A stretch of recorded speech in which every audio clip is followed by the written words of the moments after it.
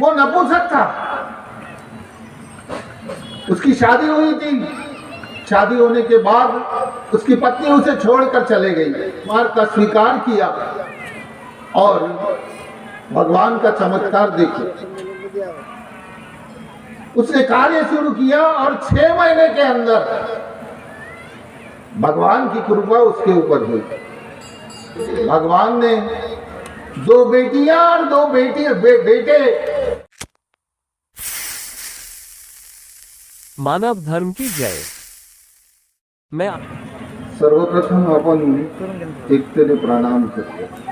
भगवान बाबा हनुमान जी को प्रणाम, महान त्यागी बाबा गुरुदेव जी को प्रणाम, परमात्मा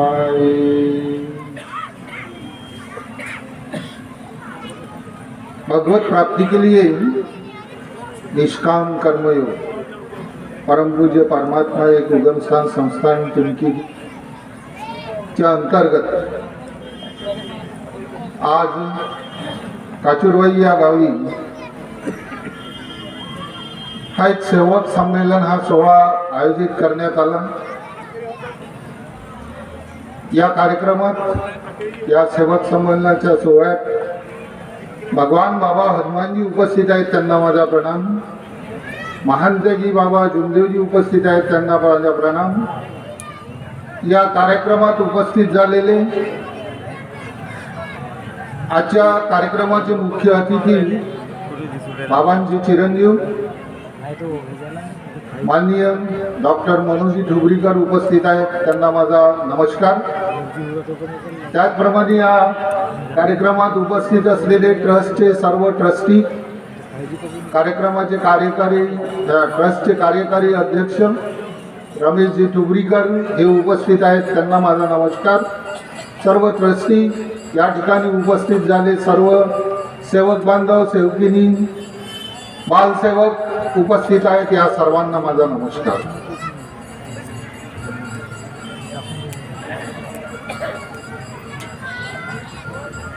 मेरी आपसे एक नम्र विनंती है कि हम अगर बाबा के सेवक हैं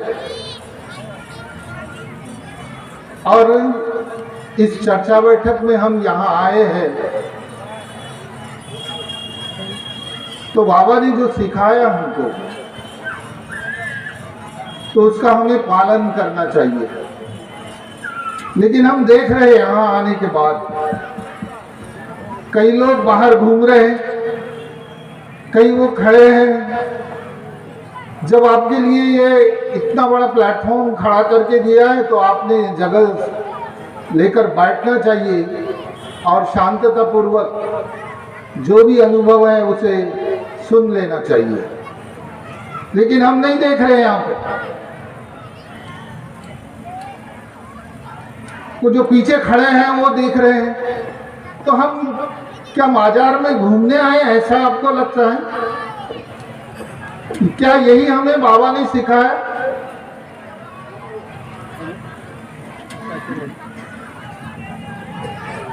हमें खुद सोचना चाहिए कि हम चर्चा बैठक में पहुंचे हैं, और जब चर्चा बैठक में पहुंचे हैं, अभी हमने जो आदेश कहा, आप भी कहते होंगे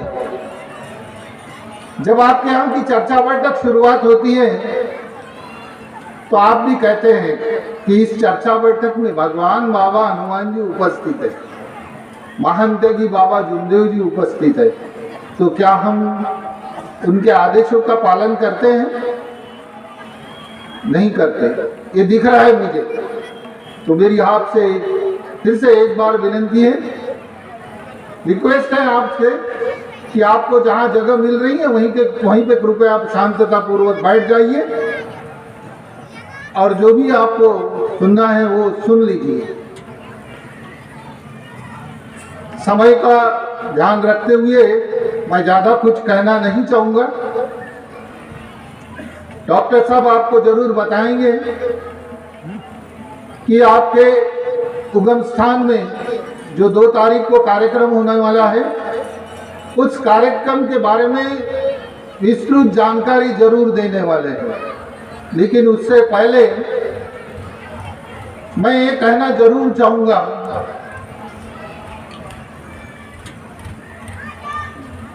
कि भगवान कहाँ है। और ये बाबा ने बताया हमको। जब बाबा को भगवत प्राप्ति हुई तब भगवान से और बाबा का जो वार्तालाप हुआ, हमारे योगेश जी तुरस्कर जी ने अभी उस चीज का जिक्र किया यहाँ पे कि हे सेवक, तू मुझे कहां ढूंढ रहा है? मैं तो तेरे पास हूं। जिस दिन मैं तेरे पास से अलग हो जाऊंगा, तेरा शरीर ये मृत हो जाएगा। और बाबा ने भगवान ने बाबा को अपना परिचय दिया और बाबा समझ गए कि भगवान तो मेरे पास है, और जब मेरे पास में है तो किस रूप में है। और ये सवाल बाबा के मन में घूमता रहा कि ऐसी कौन सी शक्ति है जो मेरे शरीर में है, वो निकल जाने के बाद मेरा शरीर मृत हो जाएगा। और बाबा उस सोच में डूब गए। और जब बाबा को पता चला कि वो जो उस शरीर में जो शक्ति है, जो शरीर से निकल जाने के बाद में वो शरीर मृत हो जाएगा, और वो है आत्मा। वो हर इंसान के पास में है, हर नारी के पास में है। ये बाबा ने देखा और बाबा ने भी हमें वही बताया। हर नर नारी के पास में जो आत्मा है, हर जीवित के पास में वो आत्मा है।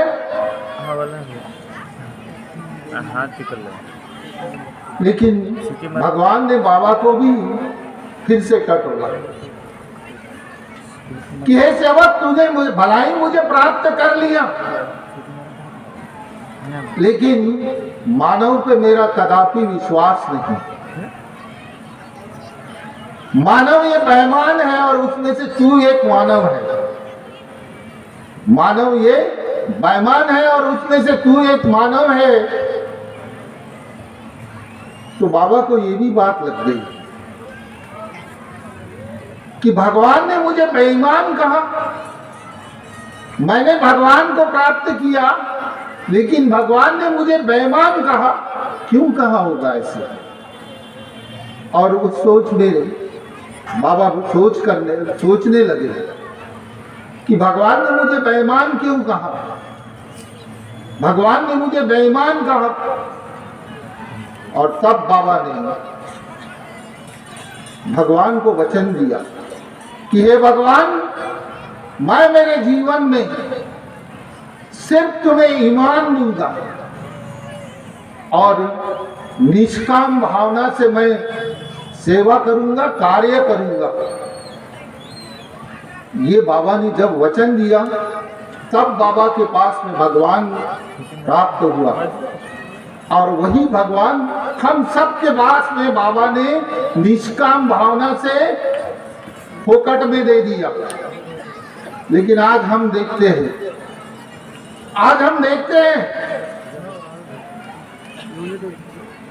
हर कार्यकर्ता ये सोच रहा है कि मैं ही भगवान बन गया, मेरे ही शब्दों में भगवान हो गया।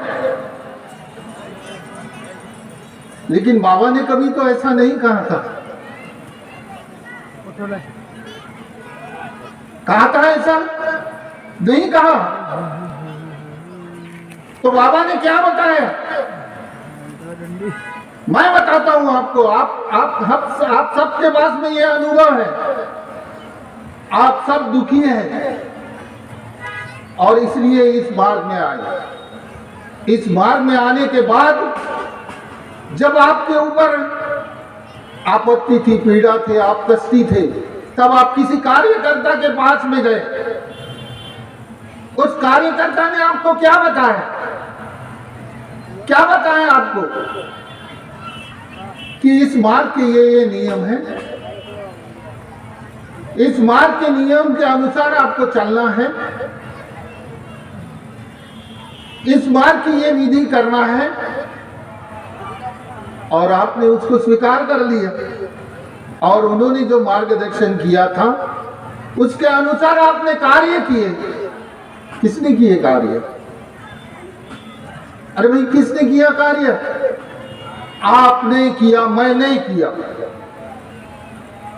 और भगवान किसके शब्दों में खड़ा हुआ कि मैंने कार्य किया, इसलिए मेरे शब्दों में भगवान खड़ा हुआ। अगर उस कार्यकर्ता ने बताए हुए मार्ग में मैं नहीं चलता था, उसने बताए हुए नियमों का पालन नहीं करता था, तो मेरे ऊपर जो आपत्ति थी, जो पीड़ा थी, मुझे नहीं लगता कि वो दूर होने वाली थी। तो फिर भगवान किसके पास में था? कार्यकर्ता के पास नहीं कि तुम्हारे पास में? पूछो अपने आप से, किसके पास में था? भगवान हर नर नारी के पास में था। और यही बाबा ने बताया। आज जो हम देख रहे हैं कि हम कार्यकर्ता बनने के बाद में सेवकों को गुमराह कर रहे हैं, हम गुमराह कर रहे हैं कि नहीं, वो कार्यकर्ता के शब्द है, और वही खुद को भगवान समझने लगा और ये नहीं सिखाया। उन तत्व शब्द नियमों का पढ़ाई करो, उन तत्व शब्द नियमों का अध्ययन करो, समझो उसको, तो आपको पता चलेगा। तो ये आज बहुत जरूरी है। और वही चीज डॉक्टर मनोज साहब आपको समझा के बताने वाले हैं अभी थोड़ी देर बाद में, कि भगवान का रूप क्या है। वो हर इस मार्ग में प्रवेश करने वाले हर नर नारी के पास में वो कार्यरत है। सिर्फ हम उसे सुबह उठते हैं, बाबा ने दी हुई विनंती और प्रार्थना शाम को करते हैं, लेकिन वो करने के बाद हम भूल जाते हैं। अगर हम सही मायने में उन तत्व शब्द नियमों का अगर पालन करते हैं तो हमारे में ये मतभेद नहीं होना चाहिए, नहीं होना चाहिए। हम अगर कहते हैं हमारे पास में चौथा नियम है, क्या नियम है? कुटुंबात आणि सेवकात एकता कायम करनी। तो क्या सच में हम उसका पालन करते हैं? मुझे नहीं लगता। अगर करते हैं, अगर हम इन नियमों का पालन करते हैं तो हमारे में मतभेद नहीं होना चाहिए। होंगे? नहीं होंगे। तो कहीं ना कहीं तो भी हम इन नियमों का सिर्फ अपने स्वार्थ के लिए इसका प्रयोग कर रहे हैं। और इससे अगर बाहर निकलना है, इससे अगर बाहर निकलना है तो आज के युग में ये जरूरी है। हमारे कई बेटे बेटियां, ये जो यहाँ जितने मुझे बैठे हुए दिख रहे हैं, ये अज्ञानी लोग थे, जिन्होंने बाबा ने बताया, मार्गदर्शक ने बताया, उसका आंख मूंद कर उन्होंने पालन किए और उनके परिवार में जो दुख थे, कष्ट थे, पीड़ा थी, उससे छुटकारा पाया और छुटकारा पाकर अपना जीवन बहुत सुखमय बनाया, बहुत ही आनंदित बनाया। लेकिन उनके जो बेटे, उनकी बेटियां जो आज पढ़ लिख गई है, वो कहाँ है? जो वेल एजुकेटेड हो गए, जिनको हम उच्च शिक्षा लेकर बाहर पड़े हुए हैं, कितने लोग सामने आते हैं? कितने सेवकों के बेटे बेटियां इस कार्यक्रम में सहभाग लेते हैं? आते हैं? क्या उन्हें नहीं लगता कि ये भगवान की चर्चा बैठक है और इस चर्चा बैठक में हमने आना चाहिए। हमने जो भगवान पाया है वो अपना अनुभव उन्हें शेयर करना चाहिए। करते हैं? नहीं करते। तो हम कहीं तो भी अपनी राह भटकते जा रहे हैं। जो बाबा ने सिखाया उसे भूलते जा रहे हैं हम, और वो नहीं करना चाहिए। और इसकी रिस्पॉन्सिबिलिटी किसकी होगी? किसकी होगी? तो उस माँ बाप की होना चाहिए। उन्होंने उनको समझाना चाहिए, उन्हें समझाना चाहिए कि ये भगवान कहाँ है। और इसी भगवान के सामने जब तू 10वीं 12वीं में था, जब तुझे नौकरी चाहिए थी, तब तू इसी भगवान के सामने नतमस्तक होकर भगवान को विनती करता था, प्रार्थना करता था कि हे भगवान मुझे अच्छी नौकरी मिले, मुझे रिजल्ट तेरा अच्छा आए। और भगवान ने वो तेरी विनती सुनकर तुम्हें आज अच्छी नौकरी दे दी, अच्छे पद पे चले गए। लेकिन उन्हें आने के लिए आज समय नहीं है। दिखते हैं कहीं पे? कितने लोग आते हैं ये मुझे बताइए। मैं एक अनुभव बताता हूं, 2 मिनट में, समय ज्यादा नहीं लूंगा मैं। एक मांडवी का सेवक था बाबा के कार्यकाल का, धोंडू मते करके उसका लड़का था, और वो नपुंसक था। उसकी शादी हुई थी। शादी होने के बाद उसकी पत्नी उसे छोड़कर चले गई। हसारा की उसकी पत्नी थी, हमारे गांव के पास में। मैं तुमसर का रहने वाला हूं। आप मुझे जानते हैं या नहीं जानते पता नहीं, लेकिन मैं एक विदिन सेकंड में अपना आपको परिचय दे देता हूँ। जहाँ अगर पुराने लोग होंगे तो वो मुझे, हमारे पिताजी को जरूर जानते थे कि तुमसर के खोबरागढ़ गुरुजी करके उनका नाम था। आज वो नहीं है, और उनका मैं बड़ा बेटा। मैं गवर्नमेंट पॉलिटेक्निक में प्राध्यापक था, नागपुर से ही अभी रिटायर्ड हो चुका हूँ। तो इतना ही मेरा छोटा सा परिचय है। तो उसने वो बीवी छोड़ दी थी, और बीवी छोड़ने के बाद वो अलग रहता था, वो अलग रहती थी। नया नया मार्ग था उस गांव में। मांडवी गांव में एक जीवन मते करके सेवक था, उन्होंने कार्य लिए थे, और उनको देखकर ये भी मार्ग में आना चाहता था, और उसे वो लेकर आया। मुझे याद है कि बाबा हमारे यहाँ निवास स्थान में जब आए थे, तब वो ढूंढू मते अपने बेटे को लेके आया और बताने लगा कि बाबा मेरा बेटा इस तरह का है, वो नपुंसक है, उसको और उसकी बीवी छोड़ के चले गई। तो बाबा ने कहा ठीक है, तो भगवान के कार्य करना होगा, तो ये हमारे नियम है और ये हमारे कार्यकर्ता भी हैं, इनसे संपर्क कर ले और कार्य ले ले। अगर तेरी इच्छा होगी तो हम किसी को बुलाते नहीं। आपके घर में भी कोई बुलाने नहीं आया होगा कि इस मार्ग में आओ करके। तो उसको इस मार्ग के बारे में जानकारी मिलने के बाद में उसने इस मार्ग का स्वीकार किया और भगवान का चमत्कार देखे। उसने कार्य शुरू किया और 6 महीने के अंदर भगवान की कृपा उसके ऊपर हुई। और वो हमारे पिताजी के पास में आया और उसके पिताजी और उनको बताने लगे कि बोले मुझे समाधान मिल गया, मेरा जो दुख था, मेरा जो कष्ट था, मेरी जो पीड़ा थी वो नष्ट हो गई। तो बोले अब क्या करना है? तो लोग क्या बताते थे कि दूसरी शादी कर ले, वो तो छोड़ के चले गए। लेकिन हमारे पिताजी ने ऐसा नहीं किया। बोले तेरी पहली पत्नी है, उन्हें मैसेज दे दो कि अगर वो आके रहने के लिए राजी होगी तो उसे लेके आ जाओ।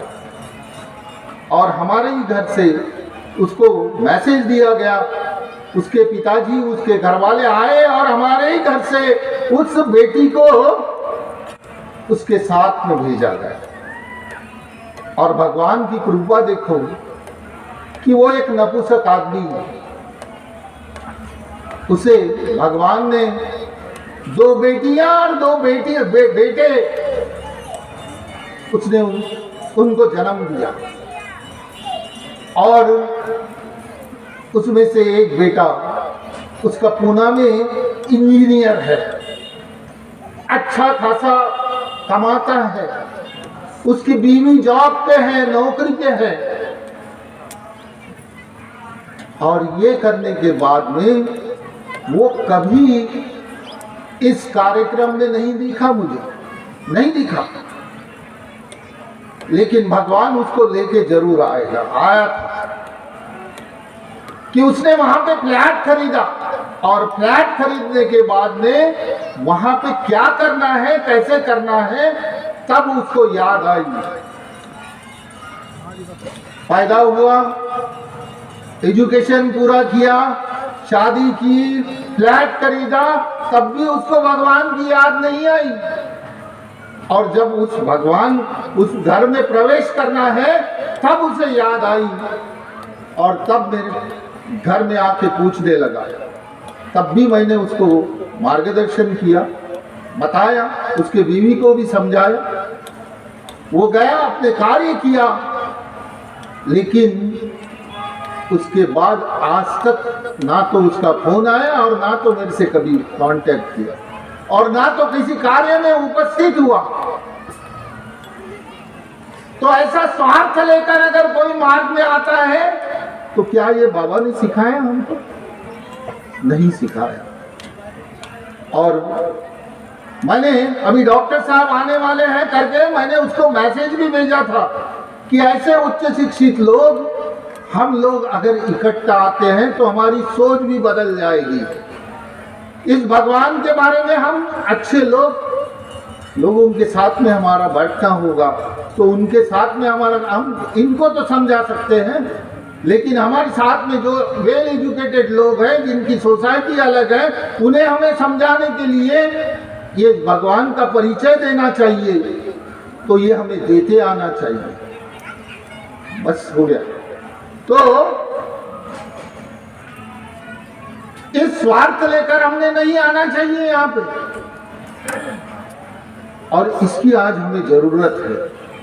तो मेरी हाथ जोड़ के सभी से विनती है कि हर परिवार के लोगों ने ये सोचे, किसी दूसरे के तरफ ना देखे, अपना परिवार बनाइए। पहले अपने परिवार के बारे में सोचिए कि मेरा बेटा अच्छा शिक्षित हो, अच्छी पढ़ाई करे, अच्छा जॉब मिलाए, अच्छा बिजनेस कर सकते, अच्छी तरह से अपने परिवार को अच्छे संस्कार दे सके।